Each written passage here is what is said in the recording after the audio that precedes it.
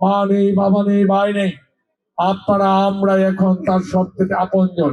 আজকে তারেক সাহেবের পাশে আমাদের যুব দলকে থাকতে হবে, ছাত্র দলকে থাকতে হবে, যাতে কোনো অপশক্তি আমাদের নেতা, আমাদের চেয়ারম্যান তারেক রহমান সাহেবের কোনো ক্ষতি করতে না পারে। তাকে চিকিৎসা নিতে দেয় নাই, তাকে জেলে পুরে রাখা হয়েছিল, তার সন্তানকে মেরে ফেলা হয়েছে, মা পুত্রকে আলাদা করে রাখা হয়েছিল। আমাদের দেশনেত্রী কোনোদিনই বাংলাদেশকে ছেড়ে, আমাদের ছেড়ে কোনোদিন বিদেশে যেতে চান নাই।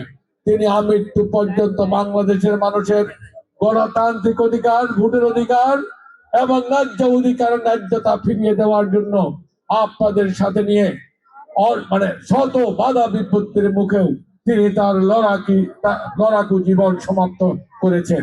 আমাদের সেই মায়ের জন্য, আমাদের সেই ত্যাগী মহিষী নারী আমাদের মায়ের জন্য আপনাদের নিকট আমি দোয়া চাই। সর্বশেষ কথা, আমাদের দলের ভারপ্রাপ্ত চেয়ারম্যান তিনি এখন এতিম, মা নেই, বাবা নেই, ভাই নেই, আপনারা আমরা এখন তার সব থেকে আপনজন। আজকে আমাদের শপথ নিতে হবে যুব দলকে। একদিন যুব দল এবং ছাত্র দলই ছিল খালেদা জিয়ার সব থেকে বড় শক্তি।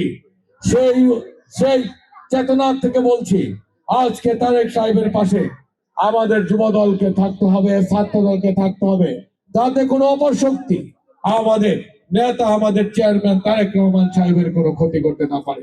শেষ কথা আমার, আমি মেয়র মুজিবুর রহমান, গাজীপুর 1 আসন থেকে আমাদের নেত্রীর সিদ্ধান্ত, তারেক সাহেবের ভালোবাসার ধানের শীষ দিয়ে আমি এখানে লড়াই করছি।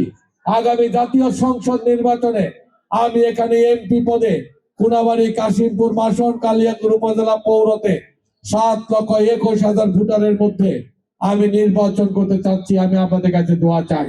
আমি আপনাদের মাঝে উন্নয়ন করি নেই ঠিকই, কিন্তু রাজনৈতিক কর্মকাণ্ডে ছাত্র জীবন থেকে শুরু করে আমি আপনাদের মাঝে ছিলাম। খালেদা জিয়ার একজন সৈনিক হিসাবে আমি আপনাদের লড়াই সংগ্রামে শত ঝুঁকিপূর্ণ কর্মসূচিতেও কালিয়াকৈর, গাজীপুরের রাজপথ থাকার রাজপথে আপনাদের সাথে ছিলাম। আজকে আমাকে এখানে ধানের শীষ প্রদান করেছে।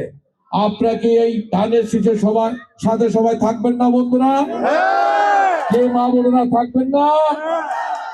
এটা কিন্তু আমার ধানের শীষ নয়, এটা শহীদ জিয়ার ধানের শীষ, খালেদা জিয়ার ধানের শীষ, তারেক রহমানের ধানের শীষ, আপনাদের ধানের শীষ, বিএনপি পরিবারের ধানের শীষ। আমাকে চিনেন আর না চিনেন, ধানের শীষকে চিনেন সবাই। কারণ ওইখানে আমার কোনো ছবি থাকবে না, ছবি থাকবে ধানের শীষের। আপনারা যদি খালেদা জিয়াকে ভালোবাসেন, তারেক রহমান বিএনপি কে ভালোবাসেন, যদি চান এই দেশে একটি শক্তিশালী রাষ্ট্র, শক্তিশালী সরকার, শক্তিশালী রাষ্ট্র প্রধান ক্ষমতা গ্রহণ করো, এই দেশে একটা স্থিতিশীল পরিবেশ আসুক, তাহলে তারেক সাহেবকে আমাদের বাংলাদেশের প্রধানমন্ত্রী বানাতে হবে। বিকল্প কোনো পথ নেই। সেই ক্ষেত্রে আমি কথা দিচ্ছি, আপনারা আমাকে এমপি বানালে আমি সংসদে আপনাদের কথা বলবো, উন্নয়ন করব, রাজপথে থাকবো, আমাকে খোঁজার জন্য ঢাকা যেতে হবে না। সব সময় আপনাদের মাঝে বিচরণ করব। 12ই ফেব্রুয়ারি পর্যন্ত সুখে দুঃখে আপনারা আমার পাশে থাকবেন, ধানের শীষটাকে দেখে রাখবেন, ধানের শীষের হেফাজত করবেন। কথা দিচ্ছি, নির্বাচিত হলে ভালোবাসার ফেরিওয়ালা হয়ে আমি ধারে ধারে ঘুরে আমি আপনাদের খোঁজ খবর রাখবো ইনশাল্লাহ। কথা নয়, কর্মই হবে আমার পরিচয়।